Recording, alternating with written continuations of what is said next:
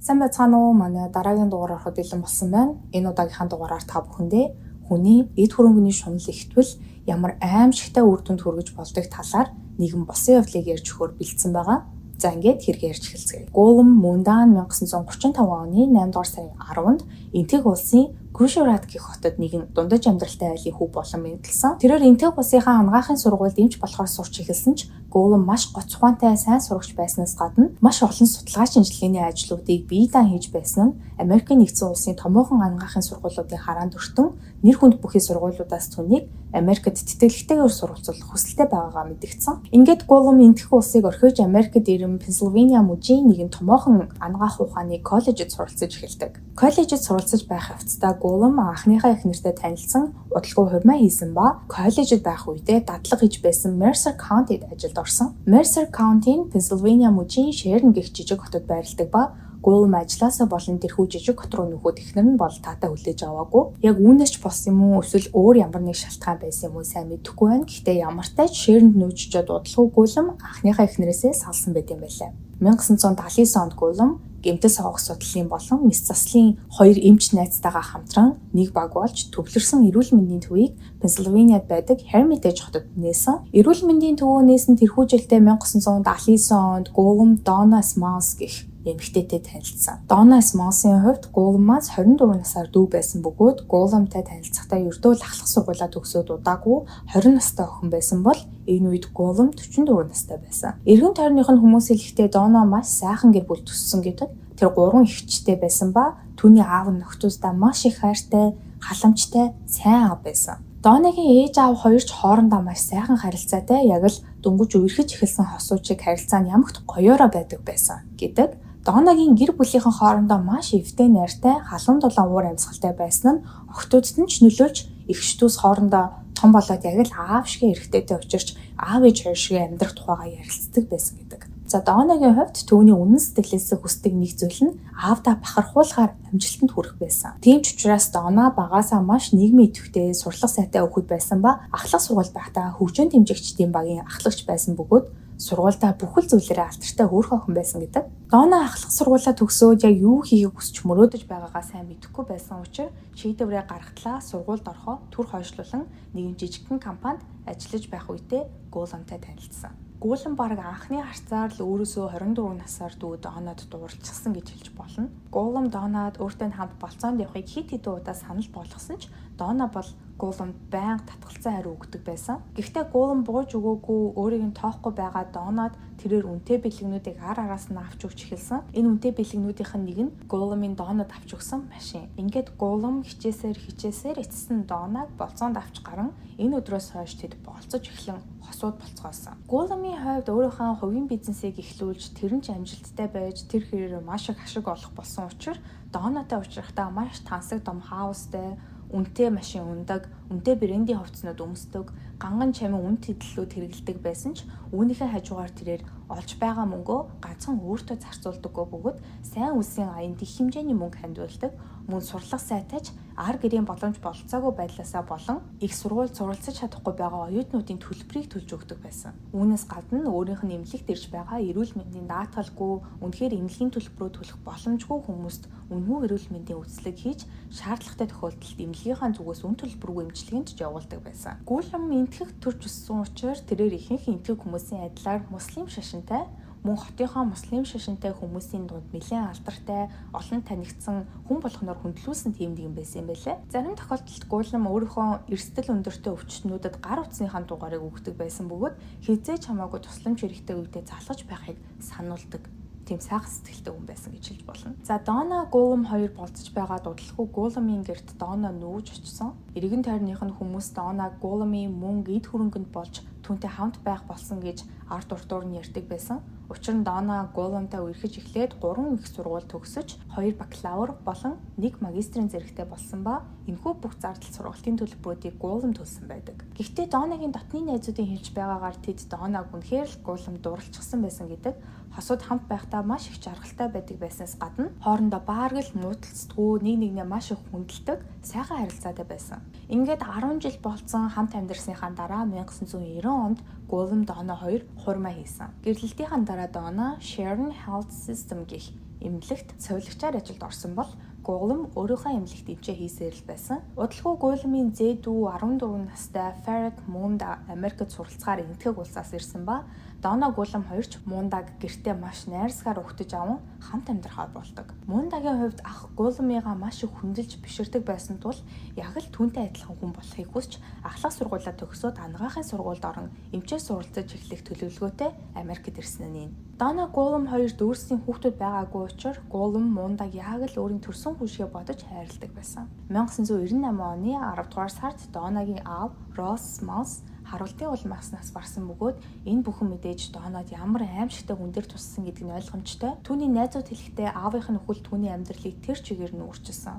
Donna найзуудтайгаа уулзаа байсан, утсандаа хариулгаа байсан, ажил төрөлтөө ч явахгүй, ер нь түүний хувьд бүхэл зүйл утга учиргүй болсон гэж ярьсан байдаг. Аавыгаа нас барснаас хойш удалгүй Donna fentanyl гэх хэмийг хэрэглэж эхэлсэн. Энэхүү юм нь морфинтай төстэй тариа бөгөөд өвчин амжаах зорилгоор хэрэглэдэг. Хэтрүүлэн хэрэглэл донтох аюултайгаас гадна амь насанд ч халтай. Ерөнхийдөө маш хүнд хагалгааны өмнө аль эсвэл дараа нь хүчтэн тарьдаг юм хүчтэй мансууруулах үйлчилгээтэй бодис байдаг. За ингээд Donna энэхүү тариандаа бүр донтож эхлээд донтолтод бүр хяналтаас гарч эхэлсэн. 1999 онд Donna өөрийнхөө ажилтг эмнэлгээс fentanyl хулгайлж байгаад баригдан ажилласаа халагддаг. Үүнийхээ дараа тэрээр мансуурлах бодисны эмчилгээнд явж эхэлсэн бөгөөд энэ нь ч ашиг тусаа өгч Donna хэсэгтэй л ийм тариа дахиж хэрэглээгүй. Гэвч 2001-ээс 2002 оны хооронд Gollum өвдөгний авилгаанд орох хэрэгтэй болсон. Энэ үед нь Donna Gollum хоёрын харилцаа муудаж, маргалдаж эхлэх болсон бөгөөд Donna найзуудтай Gollum-тай байхад өмнө нь байсан шиг гоё ад шаргалтай санагдахаа болсон тухайгаач энэ үед ярьжсэн юм байлээ. Ингээд 2003 он гэхэд Donna дахин fentanyl хэрэглэж эхэлсэн ба дахин ажилласаа эм тариа хулгайлж байгаад баригдан халагдаа зогсохгүй бүр шүүхэд хүртэл дуудагдсан байдаг. Энэ бүх хэцүү цаг үеүүдэд Gollum хэдий өөрөө мөн хөлн өвдөөд хагалгаанд орж хэцүү байсан хэдий ч Donna-гийн талд хизээд байсаар л байсан. Gollum шүүх хурал дээр очин шүүгчдээс Donna-д зөөлөн хандахыг учирлан гуйж үүнийх нь ачаар Donna шоронд хоригдлохгүйгээр мансуурлах бодисны донтолтын эсрэг эмчилгээнд албан шахалтаар явахаар болж энэхүү хэрэг дууссан байдаг. Эмчилгээнд байх хугацаанд Donna түүний харгалзагч Officer Chris Sauter болон 22 настай Donna-гаас 22 насаар дүү Damian Bradford нартай дотносож эхэлсэн. Damian Bradford-ыг хүмүүс street name Chaos гэх нэрээр нь дууддаг байсан ба тэрээр кокаин хэрэглэдэг, зарж борлуулдгаараа тэр авьда алтартай нэгэн байсан гэдэг. Ингээд Donna Damian хоёр дотносон найзууд болж эхэлсэн бол удалгүй энэ харилцаа нь гэр бүлээс гадуурх sexual харилцаа болж эхэлдэг. Удалгүй тэдний албатай эмчилгээний хугацаа дуусч Donna Damian хоёр хоёулаа суллагдах үед Donna Damian-д үнэтэй машин, үнэтэй дэлгүүд, үнэтэй брендийн хувцснууд авч өгөн бүр их хэмжээний бэлэн мөнгө хүртэл өгч үүгээрч зогсохгүй тансаг зэрэглэлийн байр түрээслэн түрээснийх нь мөнгийг ч Donna төлсөн байдаг. Гэвч удалгүй Donna Damian-ыг Charlene хэмээх найз охинтой бөгөөд найз охинтойгоо хамт амьдардаг гэдгийг нь олж мэддэг. Үүнийг нь мэдсэн Donna Damian-д өөрийнх нь цорын ганц найз охин баймаар байгаагаа хэлсэн ч Damian-ыг Charlene-тай уулзахыг нь бол болиулж чадаагүй. Тиймээс зүгээр л найз охиныг нь хүлээн зөвшөөрөн Damian-тай уулзсан хэвээрэл байсан. Мэдээж энэ үед ч Donna Damian-д үнэтэй бэлгэнүүдийг авч өгсөөр л байсан. Зөвхөн бэлгээрч сухсахгүй Donna өөртөө болон Damian-д шинэ утас худалдан авч тэр утсаараа зөвхөн хоорондоо нууцаар харилцаж байхаар тохирсон. Тэд эмчилгээнийхаа дараа мансууруулах бодисноос гарахаар хичээж буй хэсэг бүлэг хүмүүсийн цугларалтанд 7 хоногтой 2 удаа очдог болсон. Тиймээс тэд Donna-гийн нөхөр болон Damian-ийн найз охинд баригдалгүй 7 хоногтой 2 удаа уулзан цугларалтынхаа дараа хамтдаа болзоонд явсан бүр хамтдаа хонцоодог байсан байгаа. Гэхдээ мэдээж ийм уваагүй харилцаа удаан нууцаар үргэлжилж чадахгүй нь ойлгомжтой. Нэг удаа Donna Damian-д voicemail үлдээсэн байсныг нь Charlene олж сонссноор хамт амьдарч байсан байрнаасаа Damian-ыг хөөж гаргасан. Ингээд Damian очих газаргүй болж Donna түнд дахин байр хөөсөж өгсөн бөгөөд түрээснийх нь мөнгө, цахилгааны мөнгө, усны мөнгө гэд бүгдийг нь Donna төлж өгсөн. Удалгүй 2004 оны 12 дугаар сард Charlene Gollum руу залхан Damian Donna хоёрын дунд юу болоод байгаа талаар хэлснээр Gollum ч эхнэрийнхээ араар тавилтын талаар олж мэддэг. Donna Gollum хоёрын хувьд маш тайвнаар сун ярилцаад албан ёсоор гэрэлтэй цуцлуулахаар болсон. Гэхдээ хин нь 2005 оны 7 дугаар сар хүртэл хүлээгээд дараа нь салах дээр тохиролцсон байдаг. Учир нь гэвэл Gollum-ийн зээдүү Munda 2005 оны 7 дугаар сард эмчийн сургуульд орох шалгалтаа өгөхөөр бэлдэж байсан учраас Munda яг л өөрсдийн хүүшгээ боддог хосууд түүг стресстүүлж хичээлээ хийхтэн саад болохгүй тулд энэ бүхнийг нууж шалгалтаа өгч дуустал нь хүлээхээр шийдсэн. Энэ бүхэн болж байх явцад Донагийн гэр бүлийнхэн Дона болон Гулам хоёрын хооронд ямар нэг зүйл болоод байгаа гэдгийг мэдчихсэн ч хинэн ч Донаг Дамийн хэмээх залуутай гэр бүлээс гадуур харилцаатай болсон талаар мэдээгүй байсан. Ингээд 2005 он болж Гуламын зээдүү орох сургуультай ойртой очихоор Ohio мужийн Toledo хот руу нүүсэн.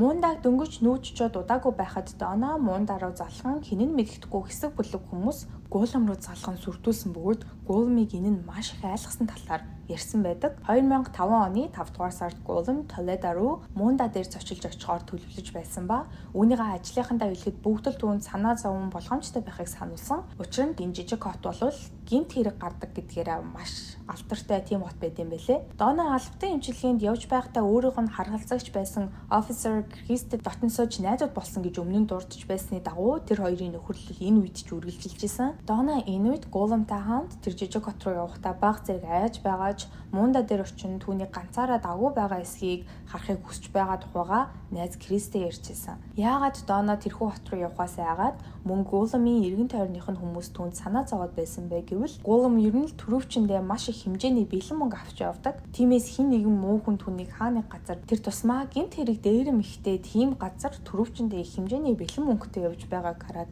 дээрэмдэх бодол төрж магадгүй хэмээн хүмүүсийн санаа зовж ирсэн. 2005 оны 5 дугаар сарын 13-нд Дона, Гулам болон Донагийн ээж 74 настай Dorothy нар шампань өнгөтэй спорт машиндаа сун бүгдээрээ муунда дээр зочилж очихоор Толедо руу хөдөлсөн.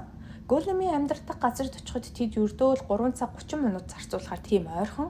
Замдаа тэд сэндвич авахаар амрах газар төр зогсоод амрах цэг дээрээс хөдлөхдөө Дона жолоо барьж эхэлсэн ба цаг гарan жолоо барьсныхаа дараа Гуламыг өөртөө солигдсон жолоо барихыг хүссэн. Ингээд хурдны замын хажуу тал руу яаралтай зогсолт хийхдээ ашигладаг хэсэг рүү зогсон.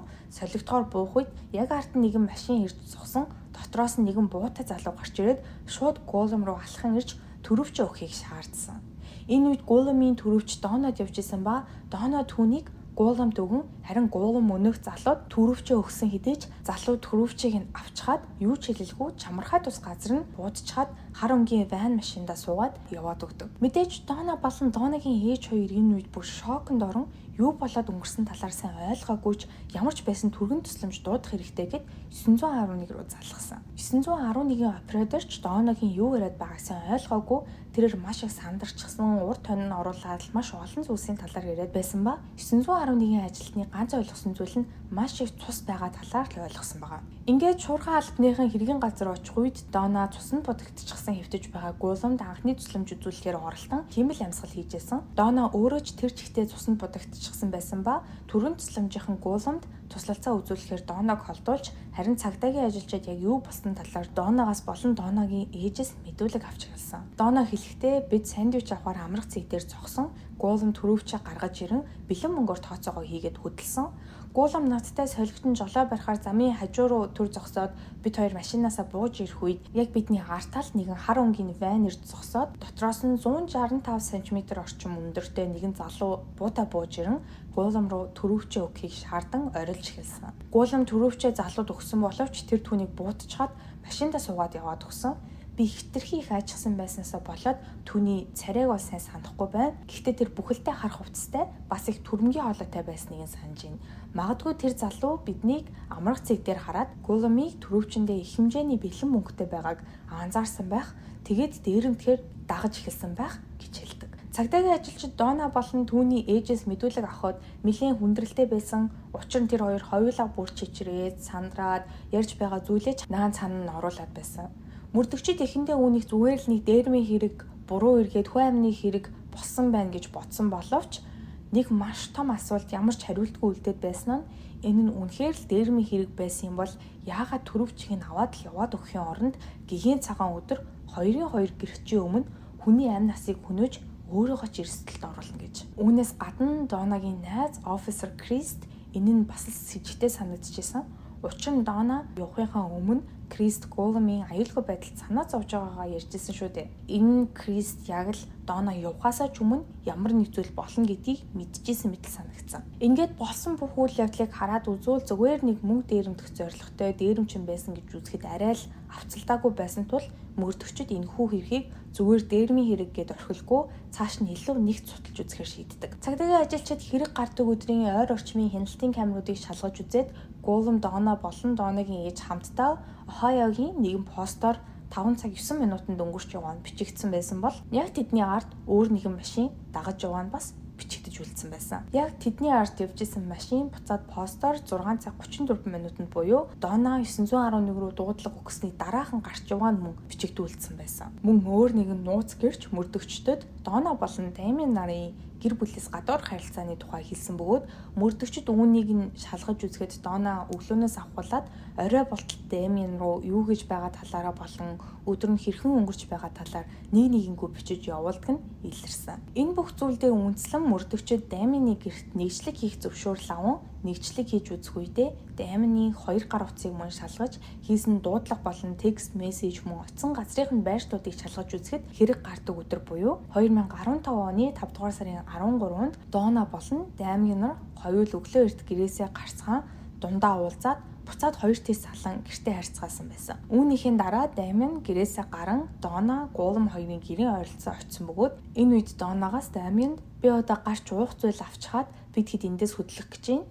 Би боломж гарахаараа шууд мессеж бичнэ хайртай шүү гэж хэлгээсэн байсан. Ингээд Дона, Голум, Донагийн ээж бүгдээрээ машинтайгаа Голумын гэрээс хөдлөн Ohio орохоор явж байх үед Дамиан мөн яг тэр цаг үед Ohio орохоор явж байсан нь утасных нь байршил дээр тодорхой болдог. Тэрхүү өдрийн 6 цаг 4 минутанд Голум болон Дона нар амрах цэг дээрээ сандвич болон зарим нэг замдаа идэх зүйлс авч байгаа нь бичигдсэн бөгөөд хяналтын камерт бичигдсэн бүх цаг хугацаанд Дона Голумын төрөвчийг барин төрөвчнээс нь мөнгө гарган төлбөр тооцоогоо хийж байсан бөгөөд хэрвээ үнэхээр л хэн нэгэн амралтын цэг дээр төрөвчтэй мөнгийг хараад тэднийг дээрэмдэхээр дагсан бол тэр хүн Голумаас биш Донагаас төрөвчийг авах байсан гэдг нь ойлгомжтой шүү дээ. 6 цаг 29 минутанд Дамианы машин хэрэг болдог газраас ердөө 1 майл хүрэхгүй зайтай байж исэн ба 7 цаг 9 минутанд буюу хэрэг гарсны дараа Дамианы утас Дона болон Голум нарын төр зогсоод өнгөрсөн амрах цэг дээр зогсоод тэндээсээ буцаад шууд гэртээ харьсан гэдэг нь тогтоогдсон. Мөн хэрэг гарсан шөнө Дона Дамиан руу маш аимшигтай зүйл болоод өнгөрлөө. Хаанаас нь эхэлж яаж ярихаа мэдэхгүй байна.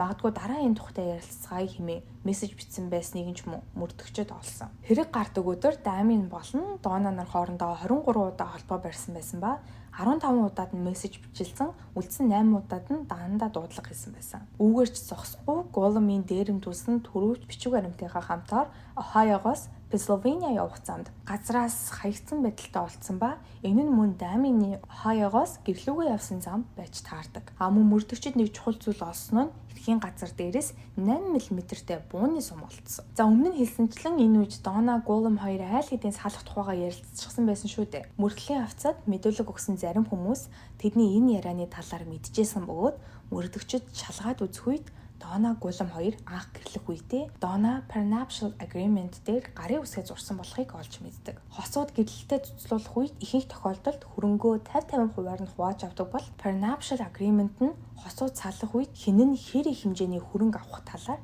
тусгаж өгсөн тэм гэрээ байдаг. Дона, Голум хоёрын хувьд Prenuptial Agreement нь хэрвээ тэр хоёр салах юм бол Дона, Голумын хөрөнгөний талыг бус харин $250,000 авахар тохиролцсон ийм гэрээ байсан юм байлээ. Гэхдээ хэрвээ Дона, Голум хоёр салаагүй байх үед Голум нас барвал Дона, Голумын амь насны даатгалаас $700,000 нэмээд Голумын хөрөнгнөөс ихээхэн хувь хэмжээг нь буюу $3 сая авах боломжтой байсан. Мөрдөгчдийн хувьд салах гэж буй нөхрийнхөө амь насыг хөнөө илүү их хэмжээний хөрөнгө авч үлдэх нь хэргийг үлдэх гол мотивашн болж Дона, Дамианаас өөрийнх нь төлөө Голумыг хөнөөж өгөхийг асуусан байх магадлалтай гэж үзсэн боловч тэдэнд яг бодиттой нотлох баримт бол байгаагүй. Иймээс цагдаагийн ажилчид Донагаас дахин мэдүүлэг авч энэ үедээ хэрэгтэн Дамиан байх магадлалтай гэдгийг Донод хэлэхэд Дона шууд л үүнийг нь эрс эсэргүүцсэн бөгөөд Дамиан хэрэгтнээс хамаагүй өндөр тэгээд ч би түүнийг бол шууд танин шүү дээ гэж мэдүүлэг өгсөн. За яг энэ тухайн үед болвол Дамиан гэртэн нэгжлэг хийх үед гэрээс нь хар тамхи илэрсэн хэрэгээр цагдаагийн газар төр хоригдоод байсан. Тиймээс цагдаагийнхан Дамианы хорих газраас гадагшаа хийж байгаа дуудлагуудыг нь хянах боломжтой байсан бөгөөд Дамиан уцаар ярихдаа Дона руу эсвэл хуучин найз бүсгүй болох Шарлин руу залгадаг байсан бөгөөд хэрэгт тус болохоор зүйл огт ярьдаггүй. Дона Шарлин хоёр руу залган хайртай шүү, санжин гэх мэт романтик яриануд болоод л өнгөрдөг байсан. Тиймээс мөрдөгчид Дамианы тухай хуучин найз охин болох Шарлинаас нь асуухаар шийдэн түүнээс мэдүүлэг авах үед Шарлин тэр өдөр тэр гэмт хэргийг үйлдсэн хүн Дамиан байх боломжгүй шүү дээ. Тэр өдөр Дамиан надтай хамт хонсон гэж хэлдэг. Гэвч мэдээж мөрдөгчид утасных нь байршлыг үзүүлэхгүй Шарлин мөрдөгчдөд худал мэдүүлэг өгсөн гэдгээ хэлсэн.